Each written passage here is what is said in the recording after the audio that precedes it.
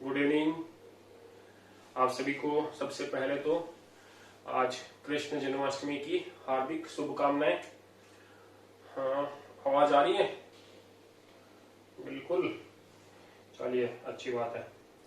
तो हम अपने बात को आगे बढ़ाते हैं।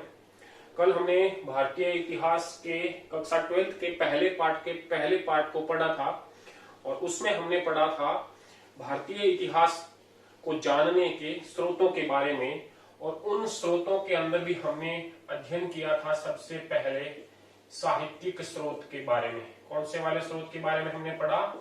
साहित्यिक स्रोत के बारे में हमने जानकारी करी थी। साहित्यिक स्रोत के अंदर हमने चीजें देखी थी। एक तो हमने देख लिया था ब्राह्मण साहित्य। कौन सा देखा था? ब्राह्मण साहित्य। दूसरा इसके अंदर हमने देख लिया था बौद्ध साहित्य। कौन सा देखा? बौद्ध साहित्य। और तीसरा भाग हमने देखा था जैन साहित्य। इन तीनों को हमने एक ही बिंदु के अंतर्गत पढ़ा था और वो था अपने पास में कौन सा बिंदु था? धार्मिक साहित्य। तो हमने धार्मिक साहित्य जितने भी थे उनका अध्ययन कल कर लिया था। अब इसके बाद में हमने इसमें दो कैटेगरी और डाली थी। धार्मिक साहित्य के अलावा धर्मेतर साहित्य और विदेशी यात्रियों के विवरण या विदेशी जो इतिहास हमारे लिए उपलब्ध है, उन दोनों टॉपिकों को हमें पढ़ना है। तो मैं ये पूर्व की बात थी, आपको एक बार वापस रिकैप करवा दिया है। अब हम वापस शुरू करने वाले हैं धर्मेतर साहित्य से। धर्मेतर साहित्य, तो देखिए हम प्रारंभ करेंगे धर्मेतर साहित्य। धर्मेतर, धर्म से इतर मतलब जिन साहित्य के अंदर धर्म की बात नहीं है, इसके अलावा समाज के सामाजिक पक्ष, पारिवारिक जीवन, राजनीतिक जीवन, आर्थिक जीवन, वो सारी जो बातें हैं वो धर्मेतर साहित्य के अंतर्गत आएगी। ठीक है, तो देखिए अब हम आगे बढ़ते हैं। तो सबसे पहले इस धर्मेतर साहित्य के अंदर सबसे जो प्रमुख पुस्तक आती है वो है अपने पास में राजतरंगिणी। कौन सी पुस्तक है भाई? राजतरंगिणी। ये जो राजतरंगिणी पुस्तक है, इसके लेखक है कल्हण। कल्हण कौन है? कल्हण ने राजतरंगिणी पुस्तक लिखी है। अब देखिए राजतरंगिणी के बारे में बात करते हैं। ये भारतीय इतिहास को जानने के लिए, किसको जानने के लिए? भारतीय इतिहास को जानने हेतु सबसे प्रामाणिक साहित्यिक स्रोत है।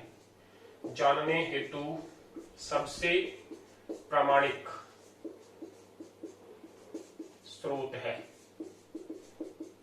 साहित्यिक स्रोत के अंदर अगर हम बात करें, कल्हण की जो राजतरंगिणी है ये भारतीय इतिहास को जानने का सबसे प्रामाणिक स्रोत माना जाता है। दूसरी देखिए राजतरंगिणी की ही विशेषता है, ये 12वीं शताब्दी, कौन सी शताब्दी?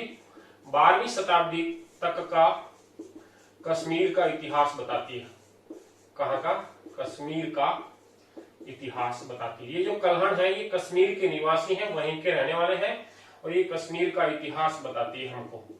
अब देखिए सिर्फ कश्मीर का इतिहास ही नहीं है इस कल्हण की राजतरंगिणी के अंदर, इसके अंदर बहुत सारी बातें हैं। आपको मौर्य साम्राज्य के बारे में भी जानकारी मिलेगी, हर्षवर्धन, कनिष्क, सारे जो बड़े बड़े राजा हुए हैं उनके बारे में जानकारी जो है हमें राजतरंगिणी के अंदर मिलती है। लेकिन उन सबसे महत्वपूर्ण बात देखिए, इसके अंदर सती प्रथा का उल्लेख मिलता है।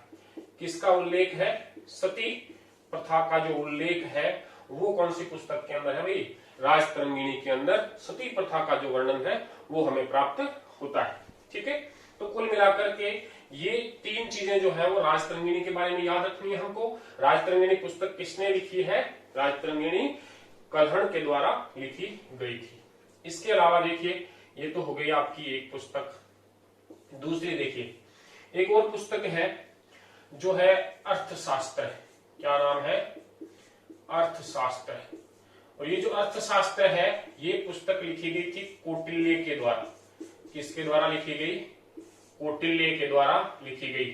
चाणक्य पुत्र होने के कारण इनको चाणक्य भी कहते हैं। क्या कहते हैं? चाणक्य। और इनका जो मूल नाम या वास्तविक नाम था, इनका मूल नाम था विष्णुगुप्त। क्या नाम है? विष्णुगुप्त। तो ये अर्थशास्त्र पुस्तक का जो लेखक है वो कौटिल्य या चाणक्य या विष्णुगुप्त, तीनों एक ही व्यक्ति के नाम है।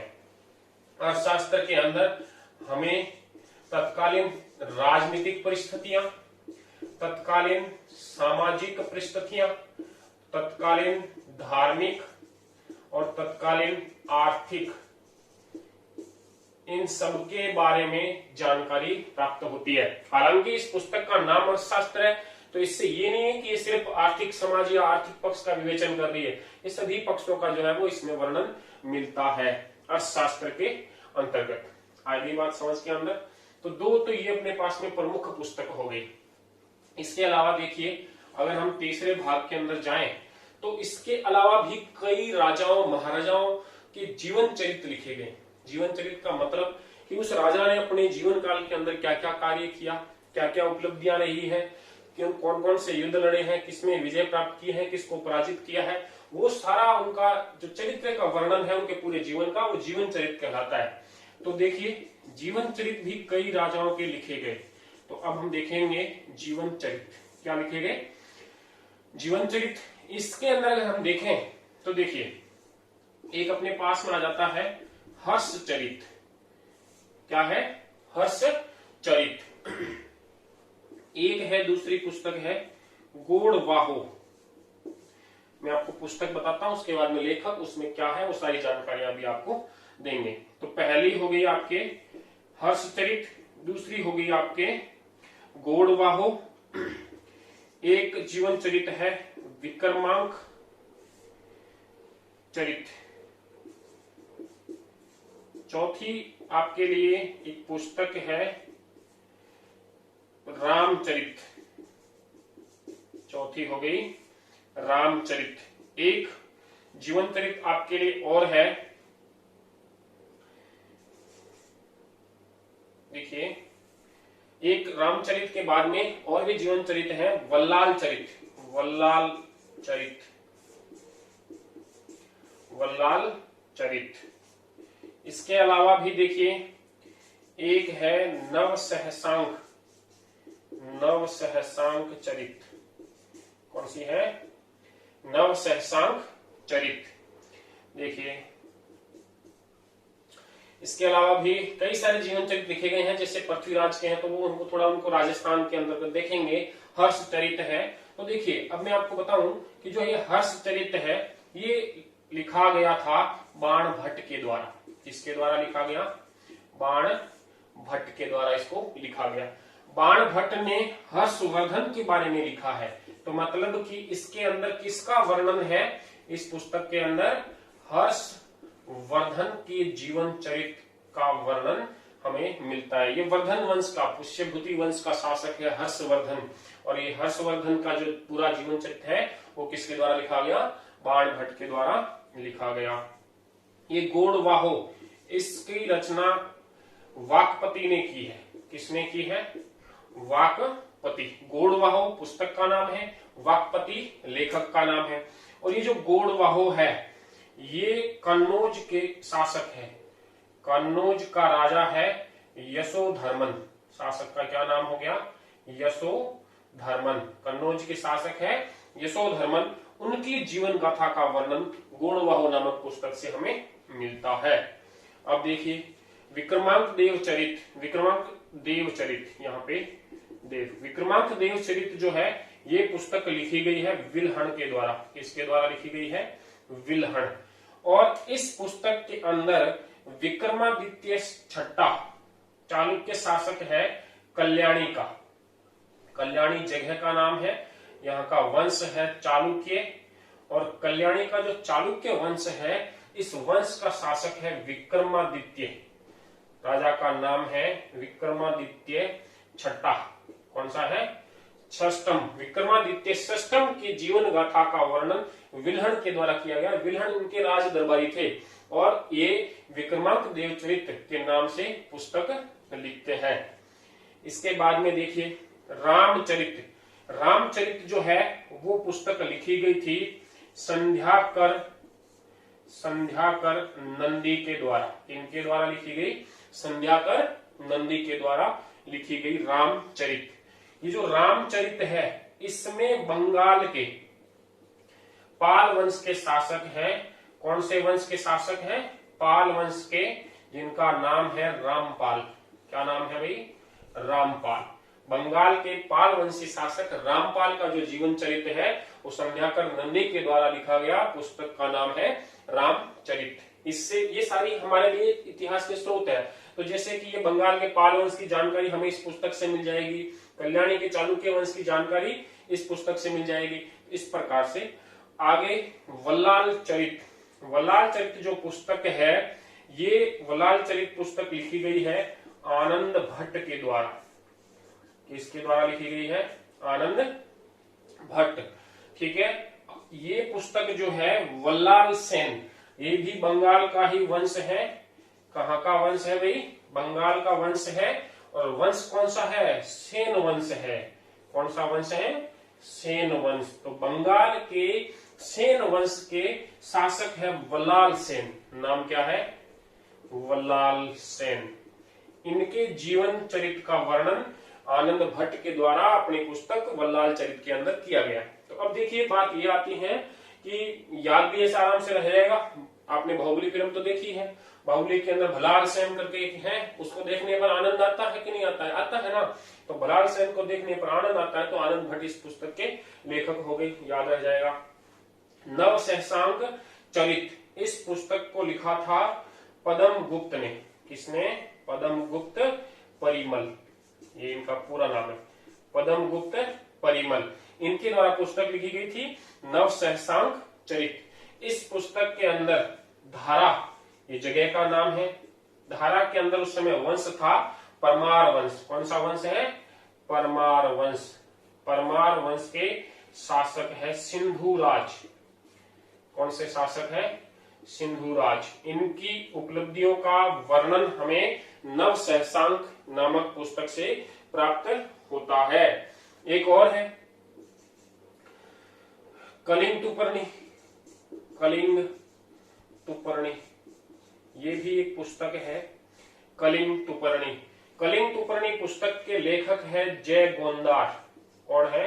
जय गोंदार नामक एक व्यक्ति है, जय गोंदार। इन्होंने लिखी है कलिंग टुपर्णी। इसके अंदर चोल शासक, चोल वंश के शासक है, चोल वंश के शासक है कुलोतुंग प्रथम। नाम है कुलोतुंग प्रथम। कुलोतुंग प्रथम। और कुलोतुंग प्रथम ने कलिंग के ऊपर आक्रमण किया था और कलिंग को जीता था। तो उस युद्ध का जो वर्णन है वो जय गोंदार ने अपनी पुस्तक कलिंग टुपर्णी के अंदर किया है कि चोल वंशी शासक कुलोतुंग प्रथम ने कलिंग को पराजित किया, उस पर अधिकार किया। उस सारी घटना का वर्णन में किसके द्वारा दिया गया है? जय गोंदार के द्वारा दिया गया है कलिंग टुपर्णी नामक पुस्तक के अंदर। ये हमें ये पूरा वर्णन हमें प्राप्त होता है। आगे बात समझ के अंदर, तो कुल मिलाकर के ये अपने सामने हो गए जीवन चरित्र। ठीक है, विभिन्न शासकों के जीवन चरित्र है, इनसे भी हमें इतिहास को जानने में मदद मिलती है। राजतरंगिणी कल्हड़ के द्वारा, वापस रिपीट फटाफट से कर देता हूं फिर आगे बढ़ते हैं। राजतरंगिणी कल्हड़ के द्वारा लिखी गई थी। इस पुस्तक के अंदर भारतीय इतिहास को जानने के सबसे प्रामाणिक स्रोत जो है वो हमें प्राप्त होते हैं। ये 12वीं शताब्दी तक का कश्मीर का इतिहास बताती है हमें, और इसी के अंदर क्या मिलता है? सती प्रथा का उल्लेख मिलता है। यही पुस्तक राजतरंगिणी हमें बताती है कि अशोक जो है वो श्रीनगर की स्थापना करता है कश्मीर के अंदर, जबकि कनिष्क जो है वो कनिष्कपुर नामक एक नगर की स्थापना करता है। वो हालांकि हम आगे जब अशोक और कनिष्क को पढ़ेंगे तब आपको स्पष्टली डिटेल से बताएंगे। तो अब दूसरी पुस्तक आ गई आपके सामने, अर्थशास्त्र। अर्थशास्त्र के लेखक कौटिल्य, चाणक्य या मूल नाम है विष्णुगुप्त। इस पुस्तक के अंदर राजनीतिक, सामाजिक, धार्मिक और आर्थिक बातों का वर्णन, सर्वाधिक इसमें राजनीतिक बातों का वर्णन किया गया है। उसके बाद में हमने देखे जीवन चरित्र, विभिन्न शासकों के जीवन चरित्र। उसमें हर्षचरित के द्वारा बाणभट्ट ने लिखा हर्षचरित, और इसमें हर्षवर्धन के जीवन चरित्र का वर्णन है। गौड़वाह वाकपति ने लिखा है। कन्नौज के शासक यशोधर्मन की गाथाओं का इसके अंदर वर्णन है। विक्रमांक देव चरित, ये पुस्तक विल्हण ने लिखी है। कल्याणी के चालुक्य शासक विक्रमादित्य छठे के ये दरबारी थे और इनके जीवन चरित्र को इन्होंने लिखा है। रामचरित संध्याकर नंदी ने लिखी है। बंगाल के पाल वंशीय शासक रामपाल के इसमें कर्तव्यों का उल्लेख है। उसके बाद में है बल्लाल चरित, आनंद भट्ट ने लिखी है। ये बंगाल के सेन वंश के शासक बल्लाल सेन के बारे में बताते हैं। नव सहसांग चरित, ये पद्मगुप्त परिमल के द्वारा लिखी गई है। धारा के परमार वंशीय शासक सिंधु राज है, इनके बारे में हमें वर्णन इस पुस्तक से मिलता है। कलिंग तुपर्णी, ये दक्षिण भारत के लिए है। जय गोंदार नामक व्यक्ति ने इसको लिखा है। चोल वंशीय शासक कुलोतुंग प्रथम की कलिंग के ऊपर आक्रमण की और विजय की घटना का जो वर्णन है वो कलिंग तुपर्णी से हमें प्राप्त होता है। ठीक है, तो कुल मिलाकर के देखें कि भाई पहली दूसरी किताबें हो गई। फिर तीसरे रूप में हमने लिखा है कि जीवन चरित, विभिन्न शासकों के जीवन चरित जो है उनके दरबारियों के द्वारा लिखे गए थे, तो उनसे भी हमें उनके इतिहास का, उनके समय की जो परिस्थितियां थी, जैसी स्थितियां थी, उनकी जानकारियां प्राप्त होती है। इन पुस्तकों के अलावा भी धर्मेतर साहित्य के अंदर काफी सारी पुस्तकें आती हैं जिनसे हमें जानकारियां उपलब्ध होती है। तो कुछ एक और प्रमुख पुस्तकें हैं जिनके नाम भी हमें देखने चाहिए। तो मैं आपको इसी धर्मेतर साहित्य के अंदर ही पुस्तकें हैं जो साहित्यिक पुस्तकें कही जा सकती है, विशुद्ध रूप से साहित्यिक पुस्तकें हैं। वो किस प्रकार की पुस्तकें हैं? विशुद्ध साहित्यिक पुस्तकें या ग्रंथ जो है उनके बारे में कुछ हम दृष्टिपात कर लेते हैं। तो देखिए, सबसे पहले अगर देखा जाए तो विशुद्ध साहित्यिक पुस्तकों के अंदर है एक अष्टाध्यायी। क्या नाम है पुस्तक का? अष्टाध्यायी, जिसमें 8 अध्याय है। वो अष्टाध्यायी एक व्याकरण पुस्तक है, पाणिनि ने लिखी है। किसने लिखी है? पाणिनि ने। और संस्कृत व्याकरण है ये। तो प्रथम पुस्तक है प्रामाणिक व्याकरण की, वो कौन सी हो गई? अष्टाध्यायी। लेखक कौन है? पाणिनि। देखिए, यहाँ जो पुस्तकें अभी लिखवाई जाएगी विशुद्ध साहित्यिक पुस्तकें हैं, उनके लेखक और पुस्तकों के नाम तो आपको मुख जवानी याद होने चाहिए, क्योंकि 1 नंबर का 2 नंबर का प्रश्न का ना हर एक परीक्षाओं के अंदर आया है, बोर्ड के हर एक पेपर में पूछा गया है, तो ये सारी आपको याद करनी ही है। अष्टाध्यायी जो है वो पाणिनि के द्वारा लिखी गई। एक पुस्तक है अमरकोश, इस पुस्तक को लिखा गया था अमर सिंह के द्वारा। ये इंपोर्टेंट पुस्तकें हैं और इनसे हमें कई सारी जानकारियां प्राप्त होती है इतिहास के संबंध में, और प्रामाणिक जानकारियां उपलब्ध करवाती है ये पुस्तकें। इसलिए ये पुस्तकें जो है वो हमारे लिए काफी महत्वपूर्ण हो जाती है। उसके बाद में आ जाती है महाभाष्य। ये भी लिखा गया है पतंजलि के द्वारा, पतंजलि का महाभाष्य। ठीक है, आगे देखें, मालविकाग्नि मित्रम, मालविकाग्नि मित्रम, ये पुस्तक जो है वो लिखी गई कालिदास के द्वारा। किसके द्वारा लिखी गई? कालिदास के द्वारा लिखी गई है मालविकाग्नि मित्रम। अब देखिए, मिताक्षरा पुस्तक है, मिताक्षरा। तो मिताक्षरा की रचना की गई है विज्ञानेश्वर के द्वारा। किसके द्वारा की गई है? विज्ञानेश्वर के द्वारा की गई है। देखिए, ये सबसे इंपॉर्टेंट है आपके लिए, कई बार ये पूछी जाती है पुस्तक। मिताक्षरा के लेखक कौन है? विज्ञानेश्वर है। इसके अलावा भी ये पुस्तक इंपॉर्टेंट है, कई बार पूछ लिया जाता है मिताक्षरा की विषय वस्तु क्या है, क्यों है इतनी इंपॉर्टेंट, इसमें ऐसा क्या लिखा हुआ है कि इसको हम इंपॉर्टेंट ज्यादा मानते हैं। तो देखिए, ये पुस्तक जो है, मिताक्षरा पुस्तक जो है, ये मनुष्य के उत्तराधिकार संबंधी नियमों का प्रतिपादन करती है। उत्तराधिकार संबंधी नियम किस पुस्तक के अंदर है? मिताक्षरा के अंदर है। ठीक है बात। तो उत्तराधिकार संबंधी नियम इसकी विषय वस्तु है। कौन सी पुस्तक की हो गई? मिताक्षरा की। तो उत्तराधिकार संबंधी नियमों के अंदर भी एक चीज याद रख लेना, ये जो पुस्तक है ये पुत्र का हिस्सा उसके पिता के मृत्यु के बाद में मानती है। आई बात समझ के अंदर? जबकि एक और पुस्तक है जो इसी विषय वस्तु की पुस्तक है और वो है दाय भाग। कौन सी पुस्तक है? दाय भाग। दाय भाग लिखी गई है जिमूत वाहन के द्वारा। किसके द्वारा? जिमूत वाहन के द्वारा। इसकी भी विषय वस्तु क्या है? एक जैसी है, उत्तराधिकार संबंधी नियम। इस पुस्तक का प्रचलन पूरे भारत भर में है, जबकि छोटा सा भाग असम बंगाल को छोड़ करके और उस वाले एरिया के अंदर दाय भाग के नियमों का प्रचलन वर्तमान में है।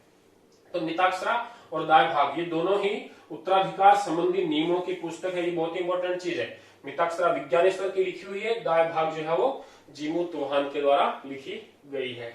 इसके अलावा देखिए मुद्रा राक्षस, मुद्रा राक्षस ये पुस्तक लिखी थी विशाख दत्त ने। मुद्रा राक्षस किसने लिखी? विशाख दत्त ने लिखी। इसके अलावा एक पुस्तक है मृच्छ कटिकम, मृच्छ कटिकम ये पुस्तक लिखी गई है शूद्रक के द्वारा। किसके द्वारा लिखी गई है? शूद्रक, लेखक है शूद्रक। मृच्छ कटिकम, मृच्छ कटिकम का मतलब होता है मिट्टी की गाड़ी। क्या मतलब है? मिट्टी की गाड़ी। बड़ी ही शानदार पुस्तक है ये मृच्छ कटिकम, शूद्रक के द्वारा लिखी हुई है। इस पुस्तक के अंदर सबसे पहली बार जो है वो राजाओं महाराजाओं का वर्णन जो है वो छोड़ करके एक आम आदमी का जीवन, आम सामाजिक जीवन का वर्णन जो है वो हमें इस पुस्तक के अंदर प्राप्त होता है। मृच्छ कटिकम पुस्तक के अंदर हमें प्राप्त होता है। इस पुस्तक का जो कहानी है मृच्छ कटिकम की, उज्जैन नामक एक शहर है और वो उज्जैन शहर इस पुस्तक की कहानी का प्रमुख केंद्र है। और वहां दो पात्र है मुख्य रूप से, एक गरीब ब्राह्मण वर्ग का है चारुदत्त और एक गणी का है वसंत सेना। तो इन दोनों की जो कहानी है चारुदत्त और वसंत सेना की, उसको जो है वो इस पुस्तक के अंतर्गत हमारे सामने रखा गया है। तो सबसे पहली पुस्तक है जो आम जो लोगों के जीवन को हमारे सामने प्रदर्शित करती है, वो है मृच्छ कटिकम शूद्रक की। इसलिए बहुत इंपॉर्टेंट बन जाती है, कई बार इस पुस्तक को हमसे पूछा जाता है। तो देखिए आगे बढ़ते हैं। पुस्तक आती है आपके सामने कथा मंजरी।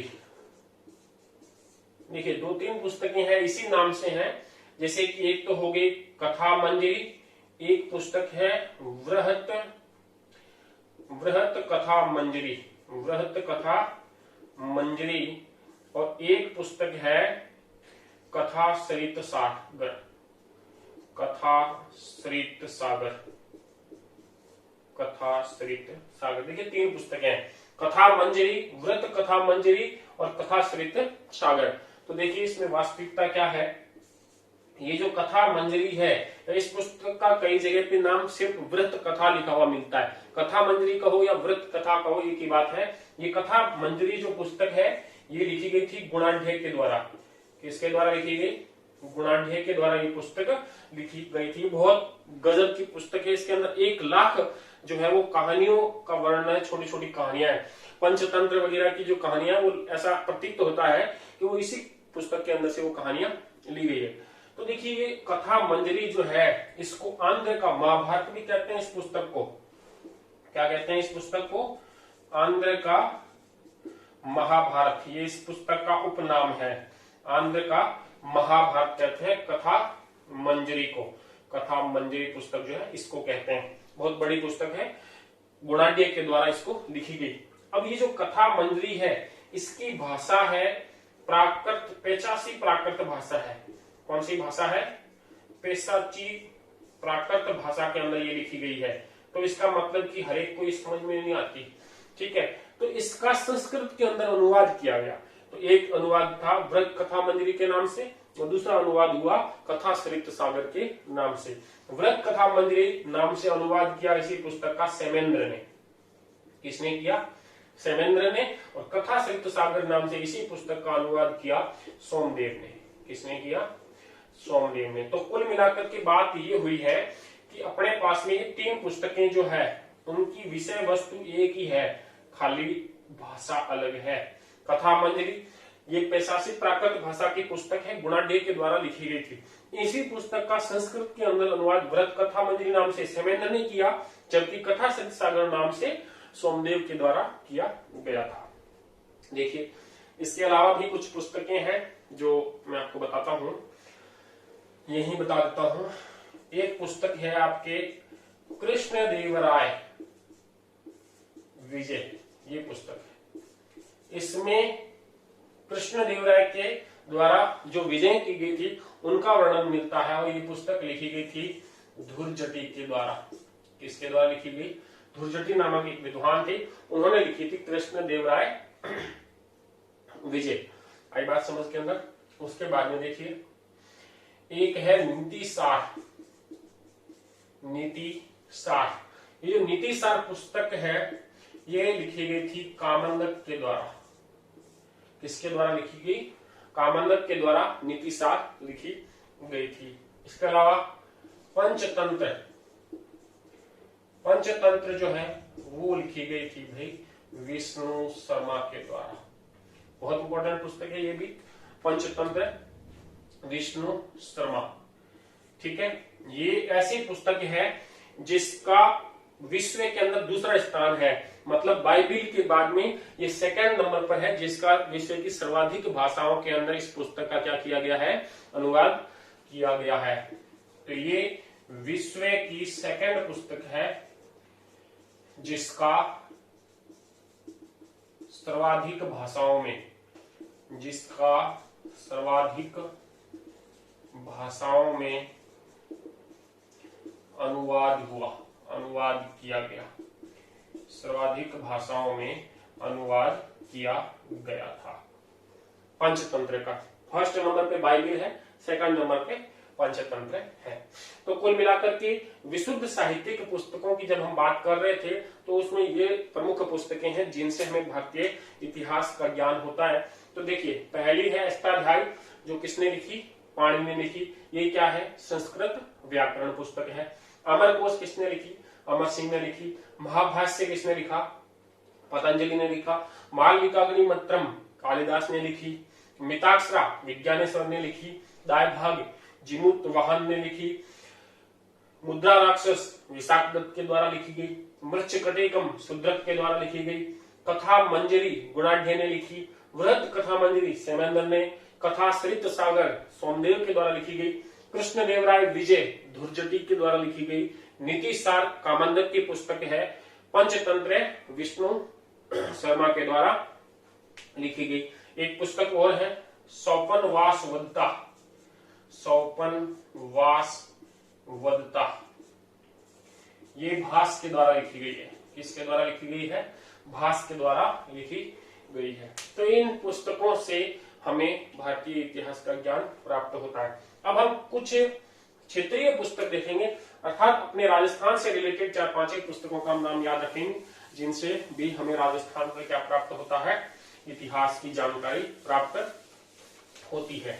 तो देखिए ऐसी पुस्तकों के अंदर कई तो पुस्तकें जीवन चरित्र के रूप में लिखी गई है, कई पुस्तकें प्रशस्तियों के रूप में लिखी गई है, अर्थात उस शासक के गुणगान करने के लिए उन पुस्तकों को लेखन किया गया था। तो देखिए 4-5 पुस्तकें हमें याद रखनी है इस बारे के अंदर। तो मैं पहले आपको बताता हूं, पृथ्वीराज से संबंधित 2 पुस्तकें हैं। एक तो है पृथ्वीराज विजय।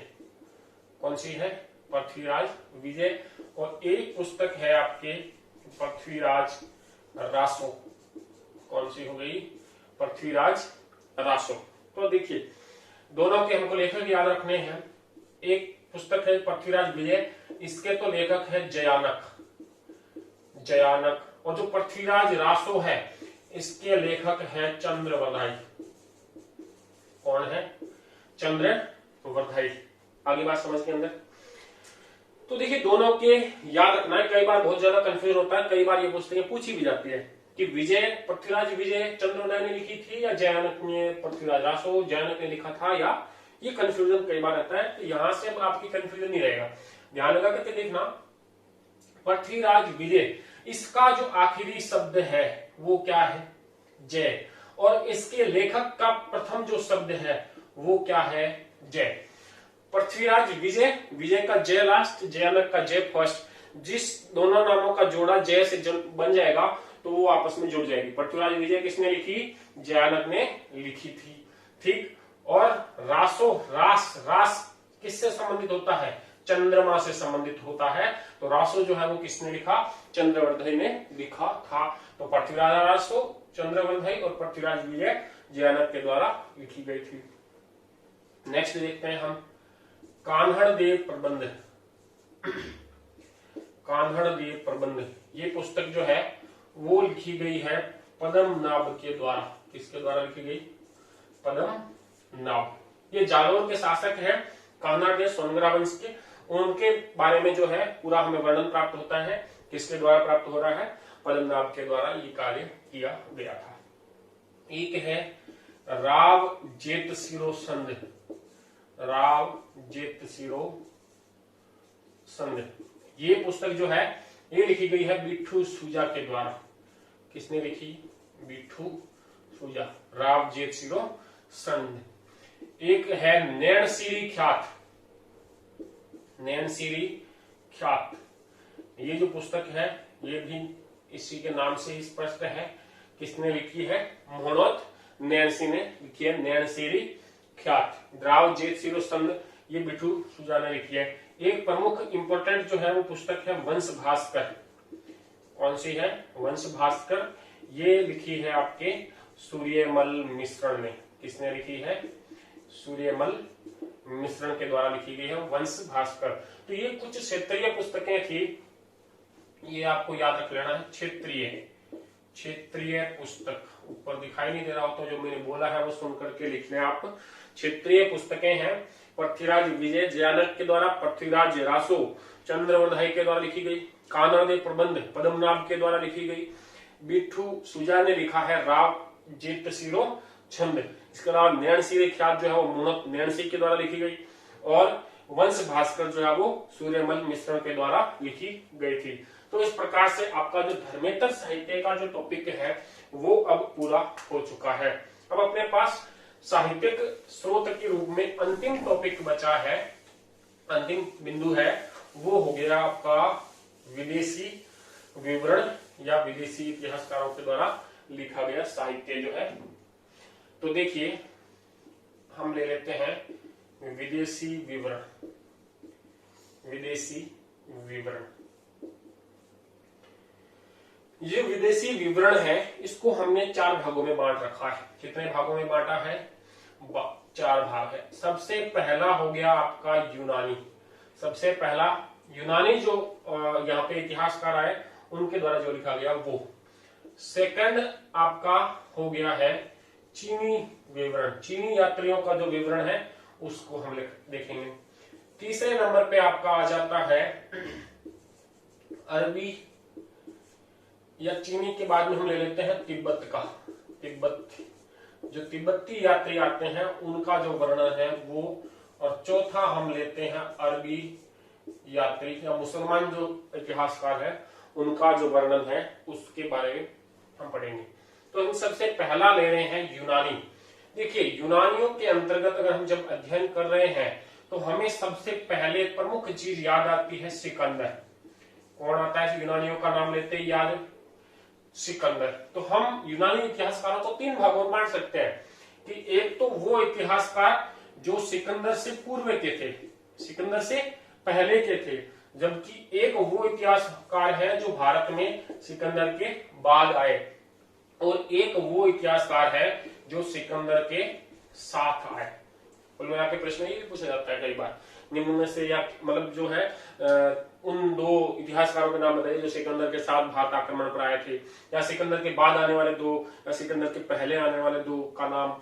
तो हमें ये अलग अलग याद रखना है, कई बार पूछा जाने लग गया है, अब इस प्रकार का पैटर्न बन गया है। तो देखिए सिकंदर से पूर्व जो भारत के इतिहास के बारे में कुछ लिख रहा है, हालांकि इनमें से 2 नाम ऐसे हैं जो यहाँ आए, 2 नाम ऐसे हैं जो यहाँ पे आए ही नहीं, लेकिन उन्होंने भारत का विवरण सिकंदर के यहाँ आने से पहले ही लिख दिया था। उसी को पढ़ करके तो सिकंदर को लगा कि वहां पे इतना सोना पैसा वगैरह सब कुछ अपने को मिलेगा। तो देखिए सबसे पहले जो भारतीय वर्णन लिख रहा है यूनानी, उसका नाम है स्काईलैक्स। क्या नाम है? ये नाम थोड़े अटपटे हैं, पहली बार सुन रहे हो तो थोड़ा लगेगा, लेकिन 1-2 बार जब रिवाइज करोगे आप इनका तो आराम से याद हो जाएगा। सेकंड जो आया यहाँ पर वो है हिकेटियस मिलेटस। हिकेटियस मिलेटस ये आया, इसने भारत का विवरण जो है वो लिखा। तीसरा है टेसियस, हालांकि ये ईरानी है। कहाँ का है? ईरान का है, तो ये ईरानी है, उस वहां का राजवैद्य था टेसियस, उसने भी भारत के बारे में लिखा है। और फिर है हेरोडोटस। हेरोडोटस। तो प्रथम 3 के तो हमें सिर्फ नाम याद रखने हैं कि सिकंदर से पहले वो यूनानी है जिन्होंने भारत का वर्णन प्रस्तुत किया था। चौथा जो है वो है हेरोडोटस। हालांकि ये भी भारत आया नहीं, लेकिन यूनान और भारत के बीच में जो व्यापार चलता था, तो व्यापारी लोग इधर से उधर जाते थे, उधर से इधर आते थे, उन व्यापारियों की बातें सुनी, उनकी बातों के आधार पर इसने हेरोडोटस ने भारत का इतिहास भी लिखा है। हालांकि हेरोडोटस ने एक पुस्तक लिखी थी हिस्टोरिका। कौन सी पुस्तक है? हिस्टोरिका। इस पुस्तक के अंदर ही सबसे पहले हिस्ट्री शब्द का उपयोग किया गया है और हेरोडोटस को ही हम कहते हैं इतिहास का जनक। इसको क्या कहते हैं? इतिहास का जनक मानते हैं हेरोडोटस को। तो ये अपने सबसे इंपॉर्टेंट हो गया हेरोडोटस का, ये हमें याद करना है। हेरोडोटस पुस्तक है हिस्टोरिका और इसे कहा जाता है इतिहास का जनक। अब देखिए सिकंदर के साथ में जो भारत में आए उनके नाम देखते हैं। तो एक तो आया था नियार्कस, एक कौन आया? नियार्कस आया। एक आया था ओनेसिक्रिटस, ओनेसिक्रिटस, और एक आया था अरिस्टोबुलस, अरिस्टोबुलस, अरिस्टोबुलस। 3 व्यक्ति आए हैं, ठीक है। और जो अरिस्टोबुलस है ये एक पुस्तक लिख रहा है history of the war, history of. ये जो सिकंदर यहाँ आया और भारत के अंदर पोरस के साथ में युद्ध किया, उसके बाद में यहाँ से वापस चला गया, झेलम को पार नहीं किया उसने, और उसके साथ में एक व्यक्ति आया था अरिस्टोबुलस, इसने पुस्तक लिखी थी हिस्ट्री ऑफ द वार। ये उसकी जल सेना का एक नाविक था अरिस्टोबुलस। नियार्कस जो है वो उसकी सेना का सेनापति है। तो कुल मिलाकर के ये तीनों व्यक्ति सिकंदर के साथ आए थे। इन्होंने भी भारत के संबंध में उस समय का तत्कालीन स्थिति का वर्णन दिया है। अरिस्टोबुलस की पुस्तक है हिस्ट्री ऑफ द वार। अब है सिकंदर के बाद आने वाले में सबसे प्रमुख व्यक्ति है मेगस्थनीज। सबसे प्रमुख कौन है? मेगस्थनीज। इसके अलावा भी काफी है जिसमें नाम कई आते हैं, जैसे डाइमेकस, डाइमेकस, Dionysius, Dionysius, डाइमेकस, Dionysius, Megasthenes, Strabo, Pluto, Pliny, और अपने को नाम मिल जाता है प्लूटार्क, ठीक है। ये कई सारे नाम जो है वो हमें प्राप्त होते हैं। ये यूनानी इतिहासकार है जो बाद में यहाँ पर आए हैं, लेकिन इनमें से जो हमें प्रमुख याद रखना है वो याद रखना है मेगस्थनीज को। किसको याद रखना है? मेगस्थनीज को। मेगस्थनीज की पुस्तक है इंडिका। कौन सी पुस्तक है? इंडिका। ये इंपॉर्टेंट है, कई बार पूछी जाती है। मेगस्थनीज की पुस्तक कौन सी है? इंडिका है। इंडिका के अंदर वर्णन मिलता है मौर्य साम्राज्य के समकालीन जो है ये पुस्तक मानी जाती है। ये सबसे इंपॉर्टेंट है मेगस्थनीज की पुस्तक। इसके अलावा देखिए प्लिनी ने एक पुस्तक लिखी थी जिसका नाम था नेचुरल हिस्ट्री। प्लिनी की पुस्तक कौन सी है? Natural history. ये भी बहुत इंपॉर्टेंट है, कई बार पूछा जाता है नेचुरल हिस्ट्री किसने लिखी या प्लिनी के द्वारा लिखी गई पुस्तक का नाम क्या है, तो क्या हो जाएगा भाई? Natural history. इसके अलावा भी एक पुस्तक हमें प्राप्त होती है, उसके लेखक का तो हमें हालांकि कोई ज्ञान नहीं है लेकिन कई बार पूछा गया है, और पुस्तक का नाम है Periplus of the Erythraean Sea. Periplus of the Erythraean Sea, ये एक पुस्तक है Periplus of the Erythraean Sea. इस पुस्तक के लिए पूछा जाता है कि इसका वर्णन क्या है, तो इसके अंदर समुद्री रास्तों व व्यापार का जो उल्लेख है वो इस पुस्तक के अंदर मिलता है। समुद्री रास्तों और व्यापार, मतलब ये एक तरीके से गाइड का काम करती थी ये पुस्तक पेरिप्लस ऑफ द एरिथ्रियन सी। हालांकि इसके एक लेखक जो है उनका नाम कोई स्पष्ट हमें ज्ञात नहीं होता है। तो कुल मिलाकर के ये आपके विदेशी विवरण का पहला भाग था यूनानियों को हमने 3 भागों के अंदर बांट दिया। सबसे प्रमुख सिकंदर है, तो सिकंदर से पहले आने वाले, सिकंदर के साथ आने वाले और सिकंदर के बाद आने वाले। हालांकि कई जो है वो भारत नहीं आए लेकिन भारत के बारे में उन्होंने अपना वर्णन लिखा है।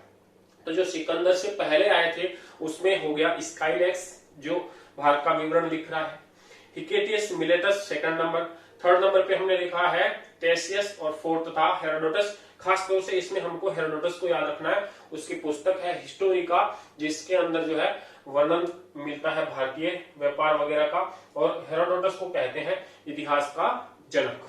उसके बाद में हमने देखा सिकंदर के साथ आने वाले नियार्कस है, ओनेसिक्रिटिस है और अरिस्टोबुलस है। जो अरिस्टोबुलस है इसने एक पुस्तक लिखी है हिस्ट्री ऑफ द वार। उसके बाद सिकंदर के बाद आने वाले जो है उनमें सबसे महत्वपूर्ण है मेगास्थनीज, और मेगास्थनीज ने पुस्तक लिखी है इंडिका। इसके बारे में तत्कालीन भारत के बारे में कई सारी जानकारी हमें प्राप्त होती है। उसमें बाद में डाइमेकस है, डायनोसियस है, स्ट्रेबो है, प्लिनी है, प्लेटो है, प्लूटार्क है, ये सारे, ठीक है। तो प्लिनी जो है उसने एक पुस्तक लिखी थी नेचुरल हिस्ट्री। एक अन्य पुस्तक थी Periplus of the Erythraean Sea. इस पुस्तक के अंदर समुद्री रास्तों और व्यापारिक स्थलों मार्गों का जो है वो पूरा वर्णन प्राप्त होता है। अब देखते हैं नेक्स्ट है चीनी यात्री। तो मैं इसको मिटा देता हूं यूनानियों वाले पोर्शन को। नेक्स्ट देखते हैं यूनानियों के बाद में जो अपने पास में आएगा वो है चीनी यात्री।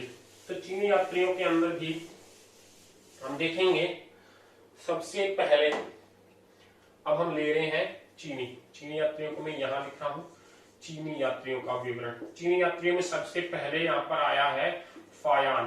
कौन आया है? फायान, ठीक है। इसके बाद में आया है सुंगयुन, और उसके बाद में देखिए हवेनसांग,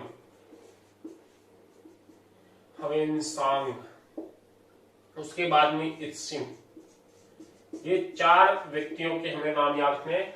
कर्म से ही पूछ लिया जाए तो हमें ऐसे याद रखना है फायान, सुंगयुन, हेनसांग और कौन आया है? इत्सिंग आया है।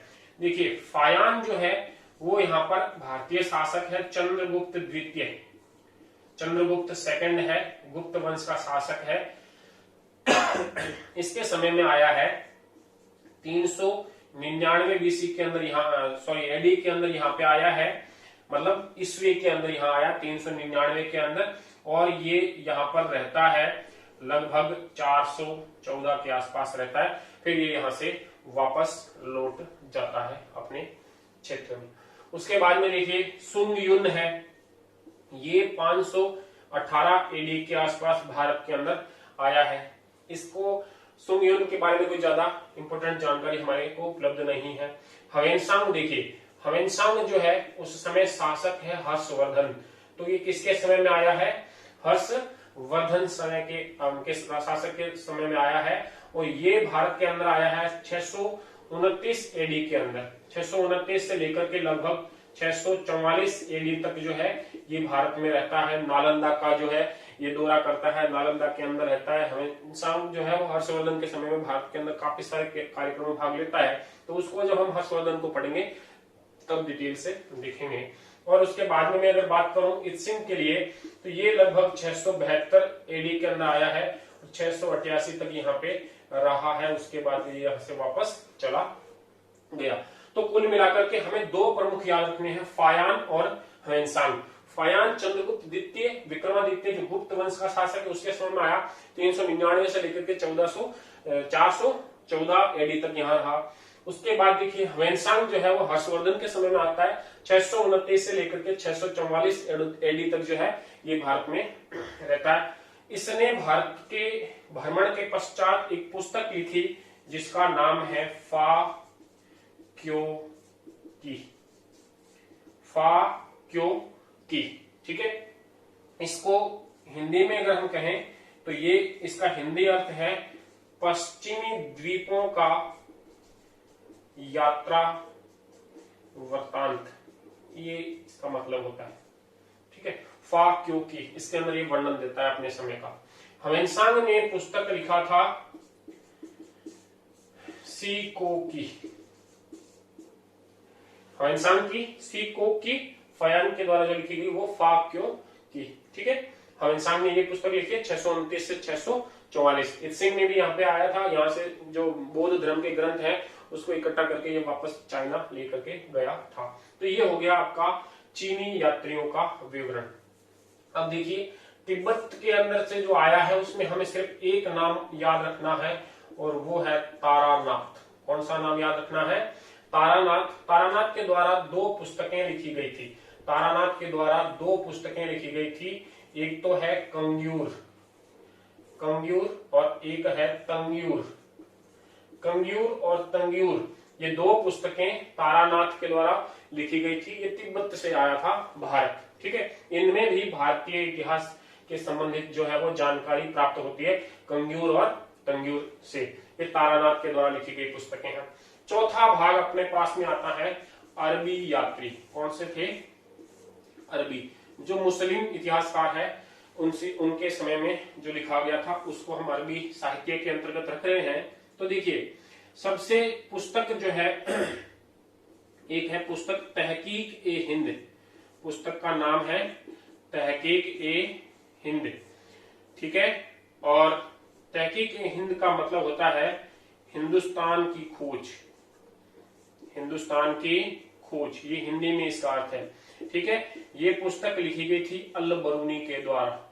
किसके द्वारा लिखी गई थी? अल बरूनी। तहकीक ए हिंद जो पुस्तक है वो अल बरूनी के द्वारा लिखी गई थी, जिसका मतलब होता है हिंदुस्तान की खोज। महमूद गजनवी के साथ में ये भारत आए थे और इन्होंने भारत के संबंध के अंदर ये पुस्तकें लिखी है। कई पुस्तकों का इन्होंने फारसी में अनुवाद करने का भी कार्य किया। इसके अलावा देखिए, एक है अल मसूदी, व्यक्ति है अल मसूदी। अल मसूदी की एक पुस्तक है Midas of gold. Midas of gold, ये पुस्तक भी लिखी थी अल मसूदी के द्वारा लिखी गई थी। तो ये 2 पुस्तकें आपको याद रख लेनी है अरबी साहित्य के अंदर। अल बरूनी ने लिखा था तहकीक हिंद, जिसका शाब्दिक अर्थ है हिंदी के अंदर हिंदुस्तान की खोज। मिडास ऑफ गोल्ड जो पुस्तक है वो किसके द्वारा लिखी गई है? अल मसूदी के द्वारा लिखी गई है। ये चीनी यात्रियों के वृत्तांत हो गए। तिब्बत से जो आए थे वो तारानाथ थे, और कंग्यूर और तंग्यूर जो पुस्तकें हैं वो इनके द्वारा लिखी गई है। तो ये जितना कुछ हमने पढ़ा है ये भारतीय इतिहास को जानने के साहित्यिक स्रोत थे। आ गई बात समझ के अंदर? तो भारत को जानने का जो साहित्यिक स्रोत था वो टॉपिक आपका पूरा हो गया। ठीक है, अब इसके बाद का जो टॉपिक आना है वो हमने पहले ही देख रखा है, और उसका नाम अपने पास में आता है भारत के इतिहास को जानने के पुरातात्विक स्रोत। तो अगले पार्ट के अंदर हम पुरातात्विक स्रोतों को एक ही क्लास के अंदर पूरा ही निपटाएंगे। तो यहाँ तक अपने पूरा हो गया है साहित्यिक स्रोत। सबसे पहले हमने देखा था धार्मिक साहित्य, धर्मेतर साहित्य और विदेशी विवरण। धार्मिक साहित्यों के अंदर हमने देखा ब्राह्मण साहित्य, वैदिक साहित्य और वैदिकोत्तर साहित्य के 2 भागों में बांटा हुआ। उसके बाद बौद्ध साहित्य देखा, और उसके बाद में हमने जैन साहित्य को देखा। उसके बाद में हम देखा धर्मेतर साहित्य, उसमें भी हमने विभिन्न पुस्तकों को देखा था। कुछ 2-1 मुख्य पुस्तकें, उसके बाद में हमने जीवन चरित्र देखे, उसके बाद में विशुद्ध साहित्यिक ग्रंथ देखे, और उसके बाद में हमने क्षेत्रीय साहित्यिक ग्रंथ देखे। और उसके बाद में हम देखते हैं विदेशी विवरण। तो उसको भी हमने 4 भागों में बांटा है। यूनानी लोगों के द्वारा दिया गया विवरण, उसके बाद में हम देखा चीनी लोगों के द्वारा दिया गया विवरण, और उसके बाद में तिब्बत के द्वारा जो यहाँ पे आए तारानाथ उनके द्वारा दिया गया विवरण, और अंतिम में हमने देखा था अरबी यात्रियों का विवरण। ठीक है, तो इस प्रकार से, और मुझे उम्मीद है आप लोग ये जो है देख रहे हैं, और इसको साथ ही साथ रिवीजन करना बहुत ही जरूरी है। एक बार आप वीडियो देख लेते हैं तो उस वीडियो को एक बार देखने के बाद में फिर उसको थोड़ा फॉरवर्ड स्पीड में डालते हुए और नोट्स लिखने का काम भी हमें करना चाहिए। जब तक अपने हाथ से लिखा नहीं जाएगा तब तक हम उसे कंठस्थ नहीं कर पाएंगे। देखने के समय में हमको लगता है कि हाँ हमें सब कुछ याद है, बस ये भी याद है, ये भी याद है, ऐसा लगता है, लेकिन कुछ समय पश्चात दिमाग से वो चीज निकल जाती है। तो हाथ से जितना ज्यादा हम लिखेंगे उतना ही ज्यादा हमें कंठस्थ करने में सहायता रहेगी। धन्यवाद।